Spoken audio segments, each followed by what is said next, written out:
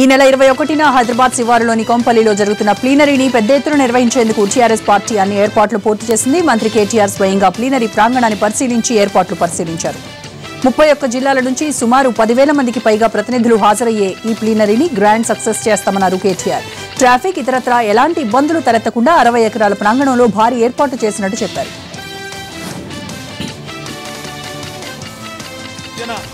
ప్రతినిధులు ఈ కార్యక్రమానికి హాజరు కాబోతా ఉన్నారు. అదే రకంగా అనధికారికంగా వారికి సంబంధించిన మరి ఇతర సహాయకులు కానీ ఇతరులు కానీ మొత్తం కలిపి దాదాపుగా ఒక 15-16 వేల మంది మరి ఈ ప్లీనరీలో 21 తారీఖు నాడు పాల్గొనబోతా ఉన్నారు. ఈ ప్లీనరీకి సంబంధించి మరి అన్ని రకాల ఏర్పాట్లు కూడా పార్టీ పరంగా ఏర్పాటు చేయడం జరిగింది. వివిధ కమిటీలు ఏర్పాటు చేసుకొని ఆ కమిటీల నేతృత్వంలో గడిచిన వారం 10 రోజులుగా నిర్విరామంగా అన్ని ఏర్పాట్లు కూడా జరుగుతూ ఉన్నాయి. దానికి సహకరించిన ప్రతి ఒక్కరికి కూడా పేరు పేరున ధన్యవాదాలు. మొత్తంగా ఈ సభా ప్రాంగణం ఈ ఏరియా మొత్తం చూసినట్టయితే దాదాపు 60 ఎకరాల్లో వివిధ ఏర్పాట్లు కూడా ప్లీనరీ కోసం చేస్తూ ఉన్నాం. అందులో ప్రధానమైన సభా ప్రాంగణం ఏదైతే ఉన్నదో దాదాపుగా 5-5.5 ఎకరాల్లో ప్రధానమైన సభా ప్రాంగణం ఉండబోతూ ఉన్నది.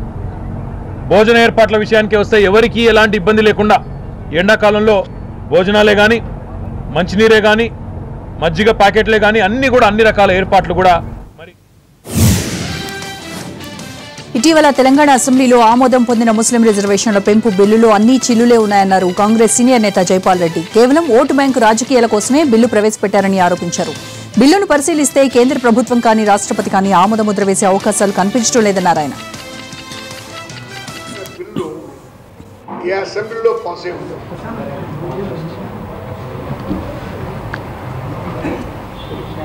మరొక విషయం చెప్పదలుచుకున్నాను. ఈ బిల్లు ఎలాంటిదంటే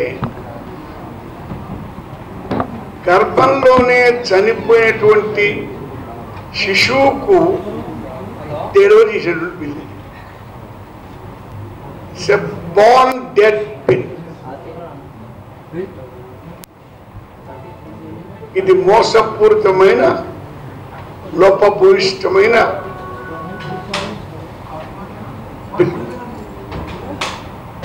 ఎందుచేత నేను ఇంత పరుషమైన పదజాలాన్ని ప్రయోగిస్తానని చెప్పి వినొచ్చు. ఎందుకంటే ఈ బిల్లులో మొదటి డిఫెక్ట్ ఏమిటంటే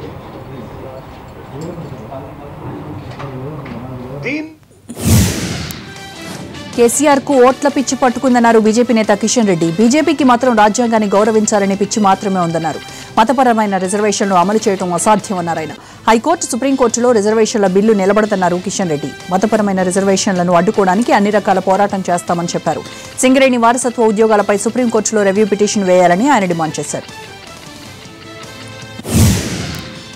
Telangana TDP working president Revanth రెడ్డిని పోలీసులు అడ్డుకున్నారు. సీఎం కేసీఆర్ సొంతూరు చింతమడకలో ఆత్మహత్య చేసుకున్న మహిళా రైతు కుటుంబాన్ని పరామర్శించేందుకు వెళ్తున్న రేవంత్ను సిద్దిపేటలో అడ్డుకున్నారు పోలీసులు. అయితే ఆయన కాన్వాయ్ను నిలిపివేయడంతో మరో వాహనంలో చింతమడక వెళ్లేందుకు రేవంత్ ప్రయత్నించారు. అయితే సీతారాంపల్లి దగ్గర కూడా పోలీసులు రేవంత్ను అడ్డుకున్నారు. దీంతో రేవంత్ వర్గీయులు పోలీసులతో వాగ్వాదానికి దిగారు. మరోవైపు సీతారాంపల్లి గ్రామస్తులు కూడా పోలీసులతో గొడవపడ్డారు. పోలీసుల తీరుపై ఆగ్రహం వ్యక్తం చేసిన రేవంత్ రెడ్డి కాలినడకన చింతమడక వెళ్లేందుకు బయలుదేరారు. నల్గొండ జిల్లా జెడ్పీ సర్వసభ్య సమావేశం రసాభాసగా మారింది. మంత్రి జగదీష్ రెడ్డి, ఎమ్మెల్యే కోమటిరెడ్డి వెంకటరెడ్డి మధ్య పరస్పర ఆరోపణలు, విమర్శలతో సమావేశ మందిరం దద్దరిల్లింది. ప్రోటోకాల్ పాటించడం లేదని జిల్లా అధికారులపై కోమటిరెడ్డి ఆగ్రహం వ్యక్తం చేశారు. అయితే రౌడీ రాజకీయాలు చేస్తూ తమపై ఆరోపణలు చేస్తే సహించేది లేదని మంత్రి ఎదురుదాడికి దిగారు. దీంతో ఇరు వర్గాలు కొట్టుకునేంత పనిచేశాయి. జెడ్పీ చైర్మన్ బాలునాయక్, ఇతర ఎమ్మెల్యేలు జోక్యం చేసుకుని సర్ది చెప్పారు. పెద్దపల్లి జిల్లా గోలివాడలో బలవంతపు భూసేకరణ నిలిపివేయాలని హైదరాబాద్ మాదాపూర్లో శిల్పారామాన్ని కూల్చొద్దంటూ చీఫ్ సెక్రటరీని కలిసి విజ్ఞప్తి చేశారు టీజేఏసీ చైర్మన్ కోదండరాం. గోలివాడలో నిర్వాసితులు ఆందోళన చేస్తుంటే 4 బెటాలియన్ల పోలీసులను రంగంలోకి దించడం సరికాదన్నారు. అలాగే 15,000 మంది ఆధారపడి ఉన్న శిల్పారామాన్ని కూల్చొద్దని విజ్ఞప్తి చేశారు.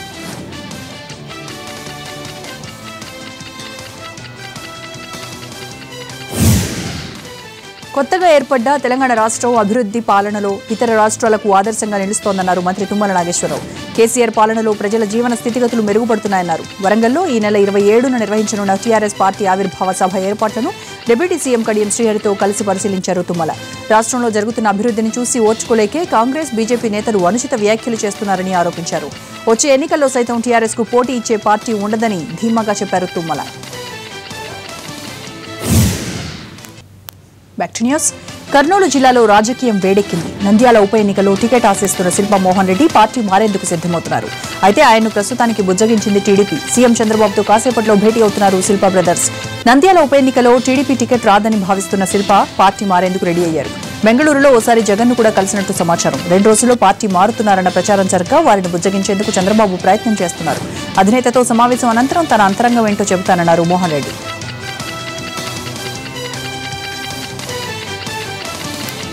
నంద్యాల ఉప ఎన్నిక టికెట్ తమ కుటుంబానికే ఇవ్వాలన్నారు మంత్రి భూమా అఖిలప్రియ. గతంలో చనిపోయిన కుటుంబాలకే టికెట్ ఇచ్చిన సంప్రదాయం ఉందని, ఇప్పుడు అదే విధానం కొనసాగించాలని ఆమె కోరారు.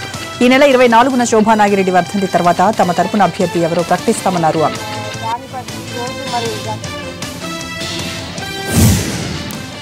వైసీపీ అధినేత జగన్ మరోసారి పోరుబాట పడుతున్నారు. ఏపీ రాజధాని గుంటూరు ప్రాంతంలో రైతులకు మద్దతుగా ఈ నెల 26, 27 తేదీల్లో 2 రోజుల పాటు దీక్షలో కూర్చోనున్నారు.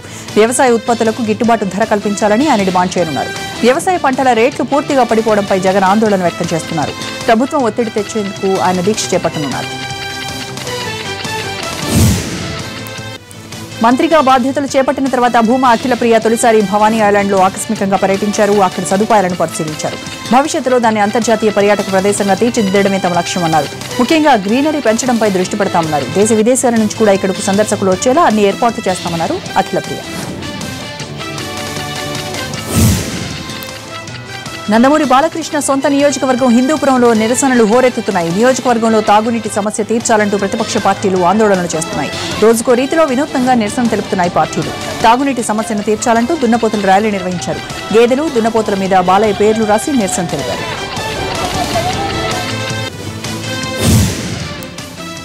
హిందూపురం నియోజకవర్గాన్ని ఎమ్మెల్యే బాలకృష్ణ పట్టించుకోవడం లేదని వైసీపీ ఆరోపిస్తోంది. పట్టణంలో తాగునీటి సమస్య పరిష్కరించాలని, ఎక్కడివక్కడే ఆగిపోయిన అభివృద్ధి పనుల్ని మళ్లీ మొదలుపెట్టాలని డిమాండ్ చేస్తూ దున్నపోతుల ర్యాలీ నిర్వహించింది. దున్నపోతులపై నినాదాలు రాసి బాలకృష్ణకు వ్యతిరేకంగా నిరసన తెలిపింది. సినిమాలు చేసుకుంటున్న బాలకృష్ణ నియోజకవర్గాన్ని సీరియస్ గా పట్టించుకోవడం లేదని ఆరోపిస్తోంది. కొన్ని రోజుల క్రితమే ఎమ్మెల్యే బాలకృష్ణ కనిపించడం లేదంటూ స్థానిక పోలీస్ స్టేషన్లో కంప్లైంట్ దాఖలైంది. ఇప్పుడు దున్నపోతుల ప్రదర్శన జరగడంతో బాలయ్య రెస్పాన్స్ కోసం అభిమానులు ఎదురు చూస్తున్నారు. హైదరాబాద్ జవహర్ నగర్లో కరెంట్ షాక్ తో 2 ప్రాణాలు కోల్పోయారు. పాత ఇంటిపై కొత్తగా గదుల నిర్మాణం చేపడుతున్న సమయంలో ప్రమాదం జరిగింది. ఇంటిపై కొత్త గదుల్లో విద్యుత్ కనెక్షన్ కోసం అంబర్పేట గోల్నాకుకు చెందిన శ్రీనివాస్, వంశీలు వైరింగ్ వర్క్ చేస్తున్నారు. ఉదయం ఇంటి యజమాని పనులు చెప్పి వెళ్లిపోయి మధ్యాహ్నం పైకి చూడగా 2 ఎలక్ట్రీషియన్స్ కరెంట్ షాక్ తగిలి చనిపోవడాన్ని గుర్తించారు. పోలీసులకు సమాచారం అందించడంతో వారు ఘటనాస్థలికి చేరుకుని మృతదేహాలను మార్చురీకి తరలించారు. విశాఖలో ఘోర రోడ్డు ప్రమాదం జరిగింది. జీకే వీధిలోని ఆర్వీ నగర్లో లారీ అదుపు తప్పి రహదారి పక్కన ఉన్న ఇంట్లోకి దూసుకెళ్లింది. ఈ ప్రమాదంలో 4 చనిపోయారు. కుటుంబంలోని 4 ఒకేసారి చనిపోవడంతో విషాదం నెలకొంది.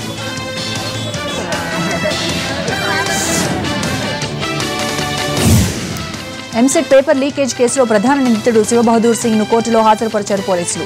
యూపీలో అరెస్ట్ చేసిన సిఐడి అధికారులు అక్కడి నుంచి హైదరాబాద్ తరలించి ఇక్కడ కోర్టులో హాజరుపరిచారు. శివబహదూర్ సింగ్ తో పాటు మరో నిందితుడు అనూప్ కుమార్ సింగ్ ను కూడా అరెస్ట్ చేశారు. శివబహదూర్ సింగ్ ఎంసెట్ పేపర్ లీకేజ్ కాకుండా ఇతర రాష్ట్రాల్లో కూడా పేపర్ల లీకేజ్ కు పాల్పడినట్టు తెలిసింది. అనేక రాష్ట్రాల్లో 10 ప్రశ్నపత్రాలు లీక్ చేసినట్టు గుర్తించారు సిఐడి అధికారులు. యూపీ, జమ్మూ కాశ్మీర్, చండీగఢ్లో పలు కాంపిటేటివ్ ఎగ్జామ్స్ కు సంబంధించిన పేపర్లు లీక్ చేసినట్టు బయటపడింది.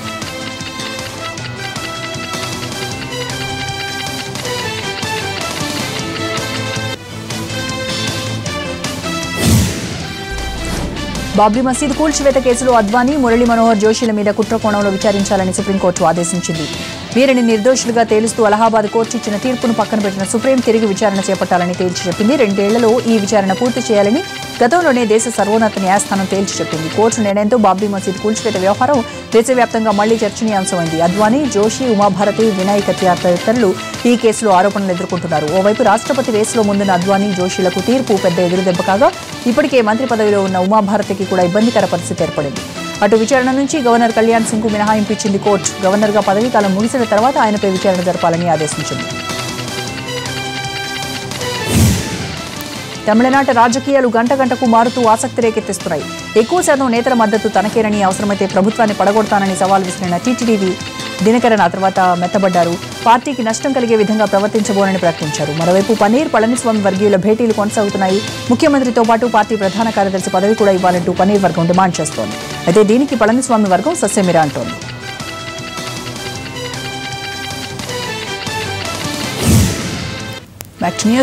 మరి కాసేపట్లో హైదరాబాద్ ఉప్పల్ స్టేడియం వేదికగా sun Risers Hyderabad Delhi Daredevils match ప్రారంభం కాబోతోంది. స్టేడియం దగ్గర అభిమానుల సందడిని మా ప్రతినిధి రవి లైవ్ లో అందిస్తారు. Ravi, over to you. Roja, మరి కాసేపట్లో ఉప్పల్ స్టేడియంలో sun Risers Hyderabad Delhi daredevils తలపడబోతోంది. దీంతో ఉప్పల్ స్టేడియం అంతా కూడా సందడిగా మారిపోయింది. అయితే ఈరోజు ఢిల్లీ డేర్ డెవిల్స్ ఉండడం, అందులోనూ ప్రత్యర్థి అంత గట్టిగా లేకపోవడం, ఢిల్లీ డేర్ డెవిల్స్ టీంలో కూడా చెప్పుకోదగ్గ ప్లేయర్ కూడా ఎవరు లేకపోవడంతో కాస్త క్రౌడ్ తక్కువగానే ఉందని చెప్పుకోవచ్చు. ఎందుకంటే కంపేర్డ్ విత్ లాస్ట్ 3 మ్యాచెస్ పోలిస్తే ఈరోజు ఉప్పల్ స్టేడియంకి వచ్చినటువంటి క్రౌడ్ చాలా తక్కువగా కనిపిస్తుంది. ఎందుకంటే ఆల్మోస్ట్ మరో 20 మినిట్స్లో మ్యాచ్ కూడా స్టార్ట్ అవబోతుంది. అయినప్పటికీ క్రౌడ్ క్యూ లైన్స్ అంతా కూడా ఖాళీగా కనిపిస్తున్నాయి. మ్యాక్సిమం ఢిల్లీ ఎఫెక్ట్ దీనిపై ఉందనే చెప్పుకోవచ్చు. అందులోనూ వీక్ డేస్ ఇంకా స్కూల్స్ కూడా రన్ అవుతుండడం కూడా కాస్త ఎఫెక్ట్ తక్కువ. అయితే వస్తున్నప్పటి వాటికి మాత్రం చిన్న పెద్ద ప్రతి ఒక్కరు కూడా సపోర్ట్ చేస్తున్నామని చెప్తున్నారు. సో హైదరాబాద్ ప్లేయర్ ఫ్యానరు చూస్తుంటావు మ్యాచెస్? సో మొత్తంగా జెర్సీ అంతా వేసుకొని వచ్చావు. ఎవరికి సపోర్ట్ చేస్తున్నావు? ఏ ప్లేయర్కు?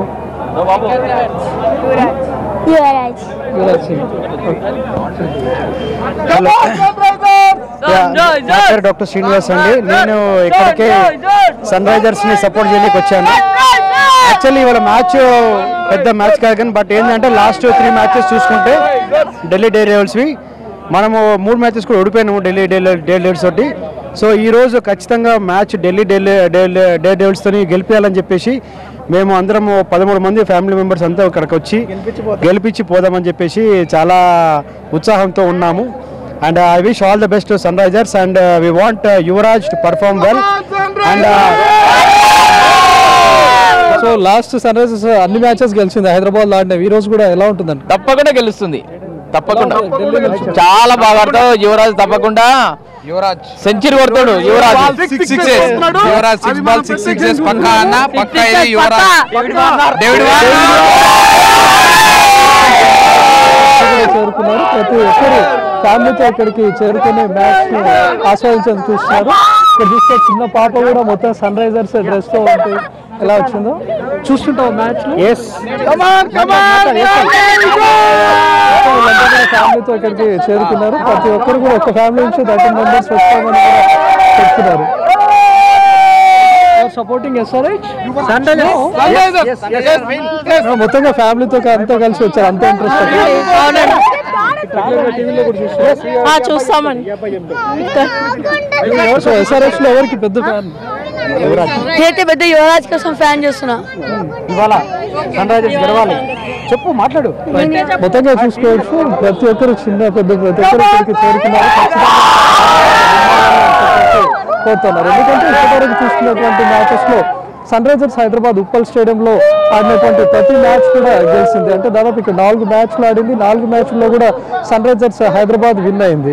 సో సొంత గడ్డ సన్ రైజర్స్ హైదరాబాద్కు పూర్తి స్థాయిలో కలిసి వచ్చిందనే చెప్పుకోవచ్చు. ఎందుకంటే ఇక్కడ జరిగినటువంటి 4 మ్యాచ్ల్లో కూడా భారీ ఆధిక్యంతో గెలుపొందింది. ఈరోజు ఢిల్లీ డేర్ డెవిల్స్ కూడా అంత పటిష్టంగా లేకపోవడం కూడా కాస్త సన్ రైజర్స్కు అనుకూలంగానే భావించవచ్చు. ఎందుకంటే ఢిల్లీ డేర్ డెవిల్స్లో సంజు శాంసన్ తప్ప మిగతా ప్లేయర్స్ అంత పెద్దగా రాణించకపోవడం కూడా సన్ రైజర్స్ హైదరాబాద్కు ప్లస్ అవుతుందనే చెప్పుకోవచ్చు. అయితే డేవిడ్ వార్నర్ కూడా భారీ ఫామ్లో ఉండడం, ఆ తర్వాత యువరాజ్ సింగ్ అవ్వచ్చు, శిఖర్ ధవన్ వీళ్ళంతా కూడా ఈరోజు రాణించే అవకాశం ఉంది. అదేవిధంగా బౌలింగ్లో కూడా చాలా చేర్పులు చేశారు. సిద్ధార్థ్ కౌల్ కూడా లాస్ట్ మ్యాచ్లో కూడా పూర్తి స్థాయిలో రాణించడంతో ఈసారి మ్యాచ్కు బాగా ప్లస్ అయ్యే అవకాశం మనకు కనిపిస్తుంది. మొత్తంగా అటు బ్యాటింగ్ లైనప్లోనూ ఇటు బౌలింగ్ లైనప్ రెండింటిలోనూ బలంగా ఉన్నటువంటి సన్ రైజర్స్ హైదరాబాద్కి ఈరోజు ఎక్కువ విజయ అవకాశాలు కనిపిస్తున్నాయి. రోజా రైట్ రవి, ఇవి బులెటిన్ విశేషాలు. నెక్స్ట్ జిల్లాకు రాజకీయం ప్రసారం. Stay tuned.